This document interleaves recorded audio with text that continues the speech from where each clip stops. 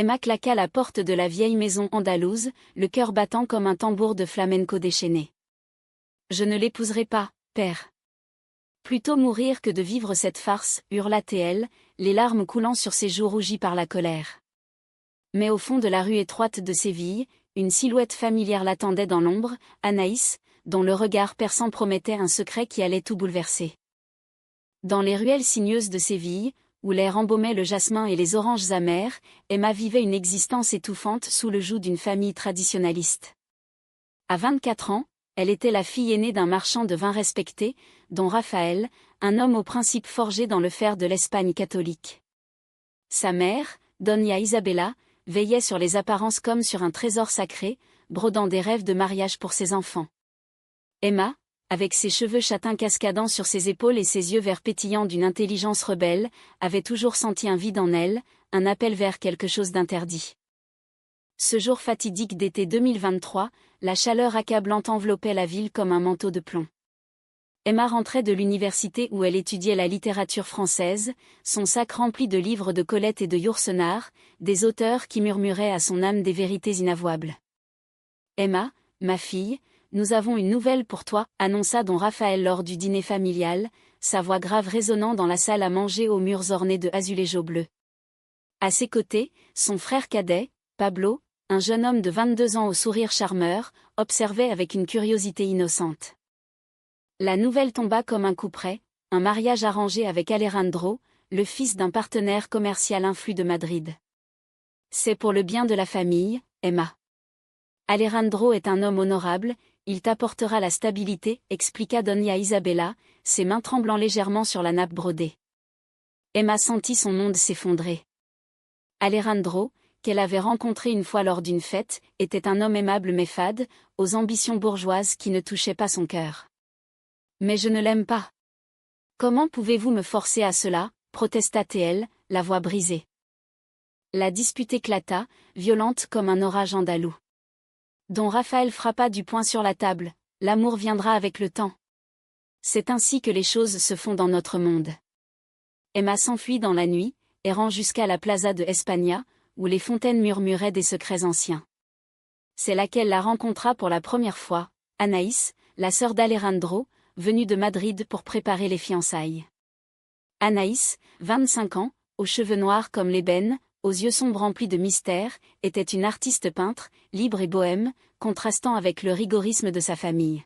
« Vous semblez perdue, » dit Anaïs d'une voix douce, s'approchant d'Emma assise sur un banc. Leurs regards se croisèrent, et un frisson parcourut Emma, comme si un vent frais avait balayé la canicule. Elles parlèrent des heures, de la beauté de Séville, des contraintes familiales, des rêves inassouvis. Anaïs confia son propre combat, « Mon frère Alejandro est un bon parti, mais je sais ce que c'est que d'être piégé dans des attentes qui ne sont pas les nôtres. » Emma se sentit comprise pour la première fois, une connexion naissante comme une étincelle dans l'obscurité. Les jours suivants, les préparatifs du mariage avançaient inexorablement. Emma et Anaïs se revoyaient en secret, prétextant des visites touristiques. Lors d'une promenade le long du Guadalquivir, Anaïs prit la main d'Emma, « Il y a quelque chose en toi qui m'attire irrésistiblement. » Le cœur d'Emma s'emballa, elle n'avait jamais ressenti cela pour un homme, mais pour Anaïs, c'était comme une révélation. Leur premier baiser, volé sous un pont ancien, fut un tourbillon d'émotions, tendresse, peur, désir. « C'est mal, » murmura Emma, mais Anaïs répondit, « L'amour n'est jamais mal, il est juste vrai. » Pourtant, les ombres planaient. Pablo, le frère d'Emma, remarqua ses absences et ses regards distants. Jaloux de l'attention que sa sœur portait à cette étrangère, il commença à espionner. De son côté, Alejandro, ignorant tout, se montrait attentionné, offrant des cadeaux qui ne touchaient pas Emma. La tension montait, comme une corrida avant le coup fatal. Emma se confia à Anaïs sur son dilemme, « Si je refuse ce mariage, ma famille me reniera. » Anaïs, les larmes aux yeux, promis, nous trouverons un moyen. La première partie de leur histoire se tissait ainsi, faite de regards volés et de promesses chuchotées. Mais le destin, cruel, préparait déjà ses pièges.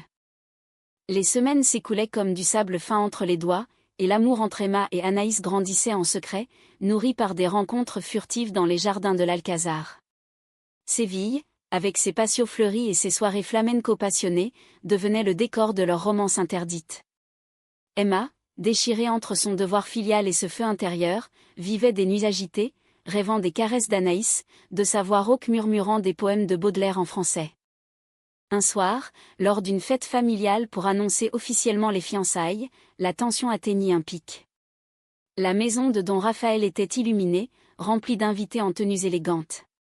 Alejandro, grand et brun, offrit à Emma une bague ornée d'un diamant étincelant.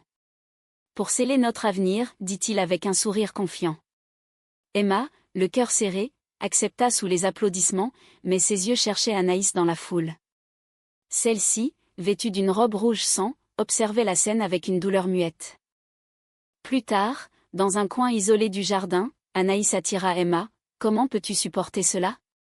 Quitte tout, viens avec moi à Madrid, ou même en France, où nous pourrions être libres. » Emma hésita, les larmes coulant. « Je ne peux pas abandonner ma famille. Ils comptent sur moi. » Leur étreinte fut passionnée, un mélange de désespoir et de désir, mais Pablo les surprit. « Qu'est-ce que cela signifie » s'exclama-t-il, les yeux écarquillés. Anaïs s'enfuit, laissant Emma face à son frère. Pablo, choqué, promit le silence mais intérieurement bouillonnait. Il admirait secrètement Anaïs, voyant en elle une beauté exotique. Jaloux de l'affection qu'elle portait à sa sœur, il décida de jouer un rôle trouble. Le lendemain, il confronta Anaïs seule. « Laisse ma sœur tranquille. Elle est promise à ton frère. » Anaïs, défiante, répondit « L'amour ne se commande pas. » Pablo, emporté par une impulsion, l'embrassa, mais Anaïs le repoussa violemment. « Tu ne comprends rien, cracha-t-elle. » Cette rencontre sema les graines de la trahison. Pablo, humilié, rumina sa vengeance. Il confia à Don Raphaël des soupçons vagues sur Emma, insinuant qu'elle n'était pas fidèle à Alejandro. « Elle voit quelqu'un en secret, mentit-il partiellement. Don Raphaël, furieux, interrogea Emma, qui nia tout, mais le doute s'installa. Anaïs, de son côté, luttait contre ses propres démons, sa famille madrilène, conservatrice, ignorait son orientation, et Alejandro, protecteur, sentait une distance croissante. Le conflit s'intensifia lors d'un voyage à Grenade pour visiter l'Alhambra. Emma et Anaïs profitèrent d'un moment seul pour s'échapper dans les jardins mauresques. « Je t'aime, Anaïs, plus que tout » avoua Emma, leurs lèvres se joignant dans un baiser ardent. Mais Alejandro les surprit par hasard, son visage se décomposant. « Ma sœur. Et ma fiancée, balbutia-t-il, le cœur brisé. La scène fut chaotique, cris, explications avortées. Alejandro, trahi, rentra à Madrid, annulant les fiançailles. De retour à Séville, le scandale éclata. Don Raphaël, informé par Pablo, confronta Emma. « Tu as sali notre nom. Une femme aimant une femme? C'est contre nature. » Emma, en larmes, défendit son amour. « C'est mon cœur qui parle, père. Anaïs est mon âme sœur. » Doña Isabella pleura, partagée entre l'amour maternel et les conventions sociales. Pablo, rongé par la culpabilité, avoua son rôle. « J'ai tout dit pour te protéger, sœur, mais j'ai eu tort. » Anaïs, appelée à Séville, affronta la famille. « Emma et moi nous aimons sincèrement. Laissez-nous être heureuses, plaida-t-elle. » Mais Don Raphaël, intransigeant, bannit Emma, part, et ne revient pas. Emma, dévastée, quitta la maison avec Anaïs, trouvant refuge dans un petit appartement. Leur amour, testé par le feu, se renforça, mais les ombres de la trahison planaient encore. Exilées dans un quartier bohème de Séville, Emma et Anaïs tentaient de reconstruire leur vie. L'appartement, modeste mais rempli de toiles d'Anaïs représentant des paysages andalous baignés de lumière, devint leur sanctuaire. Emma, privée de sa famille, pleurait souvent la nuit, mais Anaïs la consolait avec des mots tendres. « Nous sommes libres maintenant, mon amour. » Comme les héroïnes de nos livres français. Elles passaient des heures à lire ensemble, à cuisiner des tapas, à danser sur des airs de guitare. Pourtant, le passé ressurgissait. Pablo, rongé par le remords, envoya une lettre à Emma. « Pardonne-moi, sœur. J'ai agi par jalousie stupide. » Emma, touchée, répondit, ouvrant une brèche de réconciliation. Alejandro, de son côté, luttait avec sa douleur. Il contacta Anaïs. « Comment as-tu pu me trahir ainsi ?» Anaïs, coupable, expliqua. « Je n'ai pas choisi d'aimer Emma. C'est arrivé. » Alejandro, après réflexion, accepta partiellement. « Je veux ton bonheur, sœur, même si cela me brise. » Le haut trame se préparait. Don Raphaël, affaibli par une maladie soudaine, un problème cardiaque, regretta son intransigeance. Doña Isabella, inquiète, implora Emma de revenir. « Ton père a besoin de toi. » Emma, accompagnée d'Anaïs, rentra à la maison familiale. La confrontation fut émouvante. Don Raphaël, alité, murmura. « J'ai eu tort, ma fille. L'amour est plus fort que les traditions. » Emma pleura, serrant la main de son père, tandis qu'Anaïs restait en retrait, respectueuse. Mais Pablo, toujours ambigu, révéla un secret. Il avait manipulé Alejandro pour qu'il découvre la vérité, espérant ainsi reconquérir l'attention d'Anaïs. « J'étais amoureux de toi, Anaïs, avoua-t-il.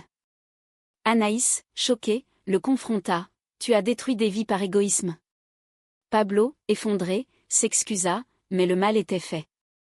Emma, sentant la trahison de son frère, le gifla verbalement. « Tu as failli tout ruiner. » Le climax survint lors d'une nuit orageuse. Anaïs, blessée par les révélations, douta. Peut-être que notre amour est maudit. Elle partit seule dans les rues, sous la pluie battante. Emma la poursuivit, criant son nom dans le vent. Sur la plaza de España, illuminée par des éclairs, elles se retrouvèrent. « Ne me quitte pas, Anaïs. Tu es ma vie, supplia Emma. Anaïs, les cheveux trempés, répondit. « Je t'aime trop pour te laisser. » Leur étreinte sous la tempête scella leur engagement, un moment de pure catharsis émotionnelle. La famille, touchée par cette passion, commença à changer. Don Raphaël, guéri, accepta Anaïs comme une fille. Pablo, repentant, partit voyager pour se trouver. Alejandro, magnanime, envoya ses vœux. Emma et Anaïs, plus fortes, planifièrent un avenir ensemble, peut-être en France, où les lois et les cœurs étaient plus ouverts. Les mois suivants apportèrent une paix fragile mais profonde. Emma et Anaïs s'installèrent à Paris, dans un petit atelier du Marais, où l'air vibrait d'art et de liberté. Emma poursuivit ses études, traduisant des œuvres lesbiennes françaises oubliées, tandis qu'Anaïs exposait ses peintures, inspirées par leur histoire. Séville n'était plus un exil, mais un souvenir doux amer qu'elle visitait lors des fêtes familiales. Don Raphaël, transformé, devint un allié inattendu, défendant les droits LGBT dans son cercle conservateur. « J'ai appris que l'amour n'a pas de genre », confia-t-il à Emma lors d'une visite. Doña Isabella, quant à elle, tricotait des écharpes pour le couple, symbole de son acceptation. Pablo, de retour d'un voyage en Amérique du Sud, avait mûri. « J'ai compris mes erreurs. Soyez heureuse. » Il trouva son propre chemin, loin des intrigues passées. Leur amour, forgé dans le feu des épreuves, devint un exemple de résilience. Lors d'une exposition d'Anaïs, Emma prononça un discours. « Notre histoire est celle de deux âmes qui ont défié les chaînes pour s'envoler. » Les invités applaudirent, touchés par cette romance humaine. Anaïs, les yeux brillants, murmura. « Avec toi, chaque jour est une poésie. » Pourtant, la vie n'était pas sans ombre. Des préjugés persistaient, des regards hostiles dans la rue, mais elle les affrontait main dans la main. Un soir, sous la tour Eiffel scintillante, Anaïs posa un genou à terre. « Épouse-moi, Emma, non par devoir, mais par amour. » Emma, émue, accepta, scellant leur union dans un mariage civil français, entouré d'amis et de familles réconciliées.